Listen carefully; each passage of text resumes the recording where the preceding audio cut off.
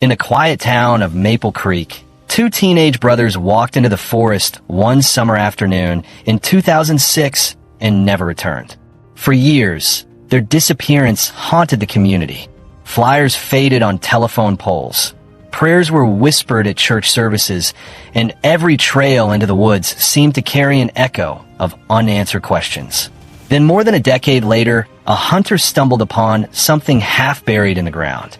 What he uncovered finally revealed part of the truth. But what was found raised even more disturbing questions than it answered. If you're fascinated by real, unsolved mysteries and chilling vanishings, make sure to subscribe to Shadows Crime and click the bell so you never miss the next story. Maple Creek, tucked away in the Midwest, was the sort of town that rarely made headlines. One grocery store, one diner, and a main street that rolled up by 9 p.m. Everyone knew each other, and that familiarity bred comfort, but also unease, because when something went wrong, there was nowhere to hide. The Harlow family was well-liked. James and Patricia, hardworking parents, raised two boys, Daniel and Marcus. Daniel, 17, was a senior in high school. He was protective, dependable, and known for sketching landscapes in the margins of his notebooks. His friends said he talked often about leaving Maple Creek for college, maybe architecture school. Marcus, just 15, was the opposite, restless, funny, and easily distracted. He loved camping, hiking, and exploring every forgotten path in the woods. Wherever Daniel went, Marcus was right behind him, the kind of younger brother who would never let go of his shadow. The boys were close despite their differences. That summer of 2006, they spent afternoons fishing by the river and evenings playing video games in their parents' basement. It was an ordinary life until July 14th. It was a Friday, humid, with storm clouds threatening the horizon. Around 3:45 p.m., the brothers grabbed their backpacks. Daniel tucked in a notebook. Marcus packed a flashlight and some snacks. They told their mom they'd be home before dark, just heading out to explore the trails behind the old mill. At 4:30 p.m., a neighbor watering her garden saw them heading toward the woods. Another sighting came from a retired teacher walking her dog. She remembered Daniel's polite wave and Marcus trailing behind with a grin. That was the last confirmed time anyone saw the brothers alive. By nightfall, when they hadn't come home, their parents called friends, then police. Flashlights swept across the woods. Voices shouted their names into the dark. Helicopters buzzed overhead. Bloodhounds picked up a trail, but it vanished abruptly near a shallow stream. It was as if the boys had walked into the forest and simply disappeared. The first 48 hours were critical. Hundreds of volunteers scoured the forest. ATVs combed through dirt trails. Police divers searched the river. Flyers with Daniel and Marcus's photos were plastered on shop windows and pinned to telephone poles. Theories began to form quickly. Some believed the brothers had drowned. Others whispered about a stranger in town. Detectives uncovered unsettling leads.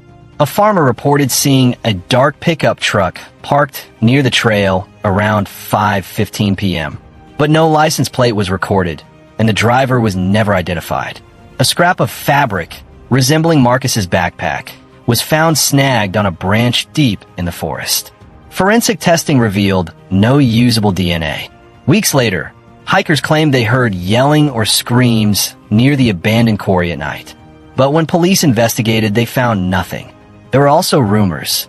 Some whispered about a reclusive man who lived off-grid in the woods. Others wondered if the boys had stumbled across something they weren't meant to see.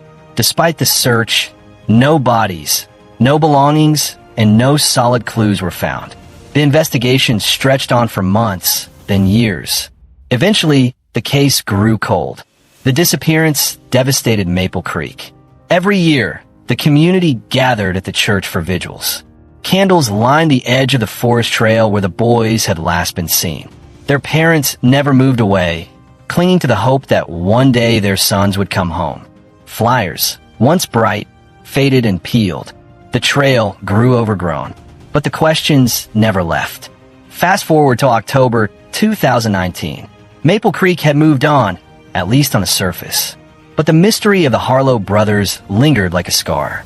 That fall, a local hunter ventured deep into the northern section of the forest, a part so dense that even seasoned hikers avoided it. While tracking deer, his boot struck something hard beneath a layer of soil and leaves. At first, he thought it was a log, but when he brushed away the dirt, he saw a bone. Human bone. Authorities were called immediately. The site was sealed off. Over several days, forensic teams carefully excavated the area. What they uncovered shocked the town. Partial skeletal remains identified as belonging to Daniel Harlow. Nearby, they found a rusted flashlight, scraps of clothing, and a deteriorated backpack. Inside the backpack was a notebook Daniel's still faintly legible.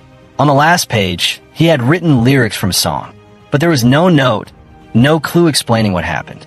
And perhaps most chilling of all, there was no trace of Marcus. What do you think happened to the brothers? Was Marcus taken?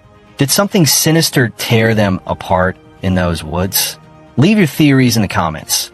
We love hearing your perspective, and it might even end up in a future Shadows Crime episode. The recovery of Daniel's remains reignited the case, but it raised more questions than answers. Did the brothers get lost, and Daniel died of exposure while Marcus wandered further?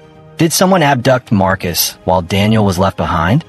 Or did they stumble upon something or someone that led to a darker fate?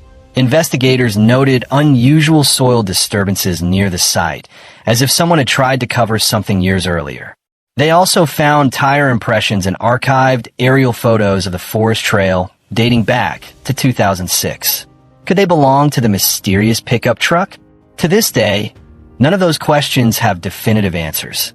The discovery gave the Harlow family partial closure.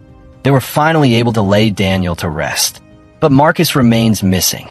Every July, families still gather at the edge of the forest with candles. They whisper prayers, sing softly, and tell stories about the brothers. Some believe Marcus may still be alive. Others believe his body is still hidden in the woods, waiting to be found. The truth may never fully emerge.